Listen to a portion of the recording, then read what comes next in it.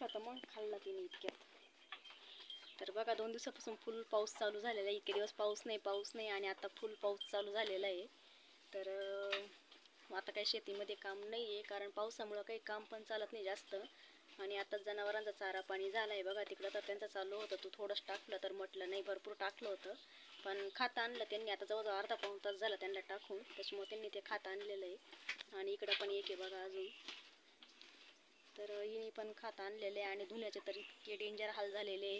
2-2 मिनिटाला बाहेर काढायचं आणि मध्ये टाकायचं. तर त्याच्यामुळे म्हटलं इथं शेडमध्येच आज दोरी बांधू, आणि शेडमध्येच आज मी धुणं टाकलेले बघा तिकडं बघा.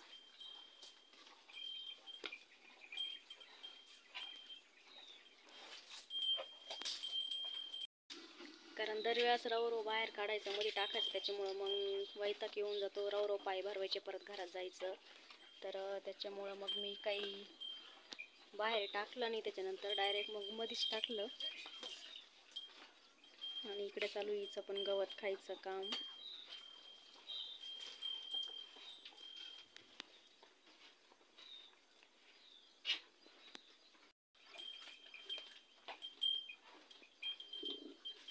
तर पुन्हा नेहमीप्रमाणे एक लाईव्हमध्ये कमेंट होती की तुझे सासू सासरे का व्हिडिओमध्ये दिसत नाही. तर जास्त त्याचा प्रश्न असतो, नाही आवडत त्यांना व्हिडिओमध्ये यायला, त्याच्यामुळं मी काही जास्त फोर्स करत नाही. मला होईल तेवढं मी करते, जेवढे व्हिडिओ होतील माझ्याचे. आणि ज्याला कोणाला सहखुशीने येऊ वाटलं ते व्हिडिओमध्ये येतं, ज्याला नाही वाटलं ते येत नाही.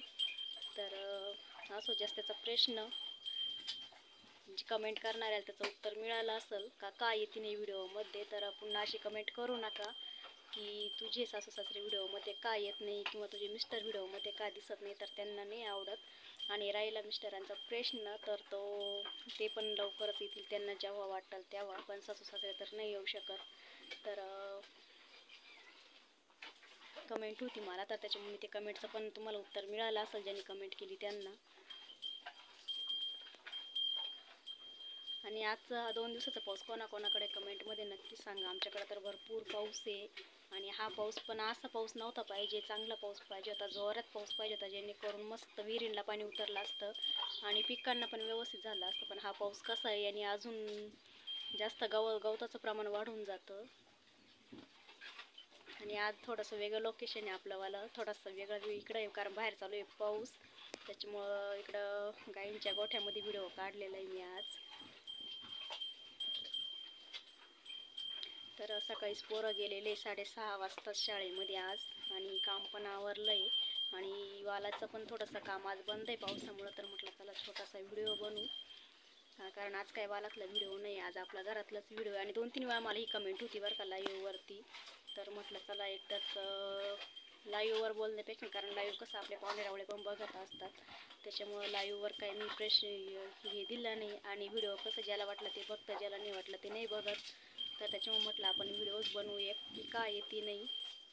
तर त्याचं कारण आहे हेच जे सांगितलं ते.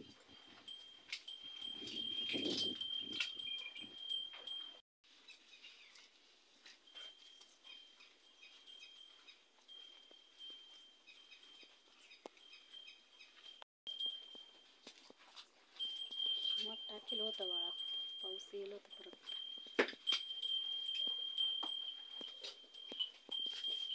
तर त्यांचं चाललं होतं तू बाहेर टाक धुणवाळात, म्हटलं नाही, परत पाऊस आला ना तर डबल ताण होऊन जातं, ते काढायचं, रवरो टाकायचं, काढायचं.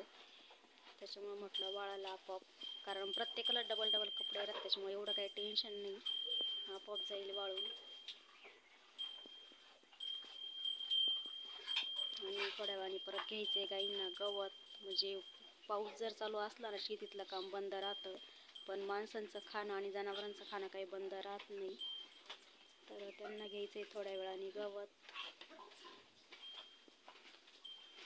पाऊस तर काही उघडायचं नाव घेत नाही.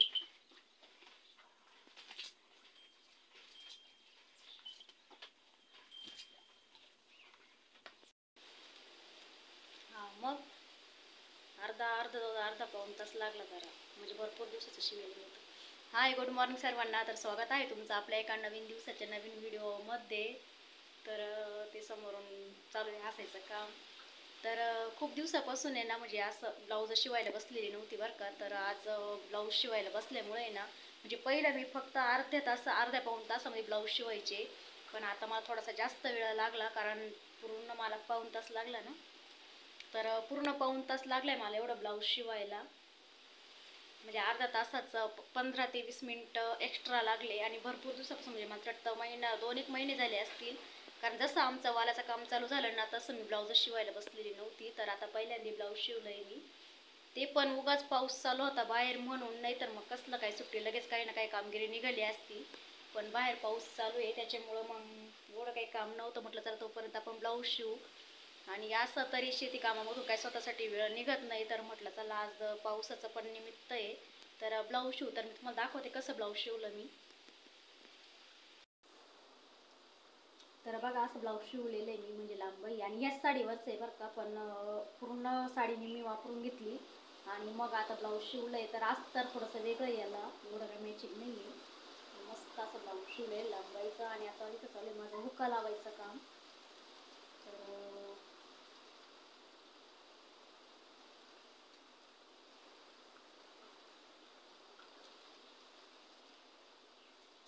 मी 2 कापून ठेवले, पण मी ते नंतर शिवणार आहे. आता सध्या एक एकच शिवणार आहे, कारण एवढा पण वेळ नाही आहे. आता जर पाऊस उघडला तर लगेच काम चालू होऊन जाईल, त्याच्यामुळं थोडासा वेळ आहे. तर शिवलंय त्याच्यामध्ये.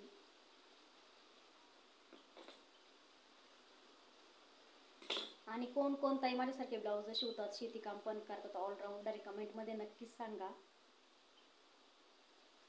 तर कुठलीही कला आहे ना, जर आपल्या अंगामध्ये अवगत असली ना, ती कधीच वाया जात नाही, कधी ना कधी कामं येतीच.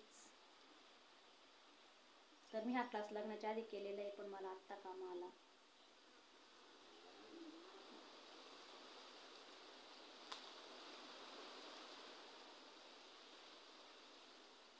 म्हणजे काही काही आहे ना, असं मशीनवर पण हुक्का लावते, पण मला नाही लावता येत. तर त्याच्यामुळं मी हातानेच लावते डायरेक्ट. नाही तर मशीनवर पण लावता येते हुक्का.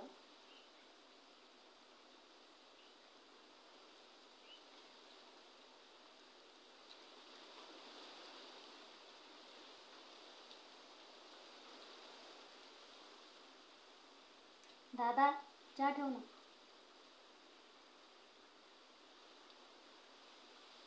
तर दादाला सांगते मी चहा ठेवण्यासाठी, ठेवितो पण काय माहिती, कारण 3 वाजता चहा लागतो. पण आता थोडासा टाईम झाला आहे. आणि मी तुम्हाला गुड मॉर्निंग बोलली व्हिडिओमध्ये, तर आता गुड आफ्टरनून झालेली आहे. मला तरी वाटतं 2:30 वाजलेले आहे. तर गुड मॉर्निंग म्हटल्याबद्दल सॉरी. आणि कसं नेहमीची सवय आहे ना दररोज अशी बोलण्याची गुड मॉर्निंग, तर त्याच्यामुळे गुड मॉर्निंगच आले गेलं तोंडामध्ये. तर गुड आफ्टरनून झालेली आहे. तर टाकाऊपासून टिकाऊ ब्लाऊज झालेले आहे माझ्याकडं, कारण दोरा पण मॅचिंग नव्हता, म्हणजे त्याचं काहीच मटेरियल आणलेलं नव्हतं, असंच शिवलंय ती.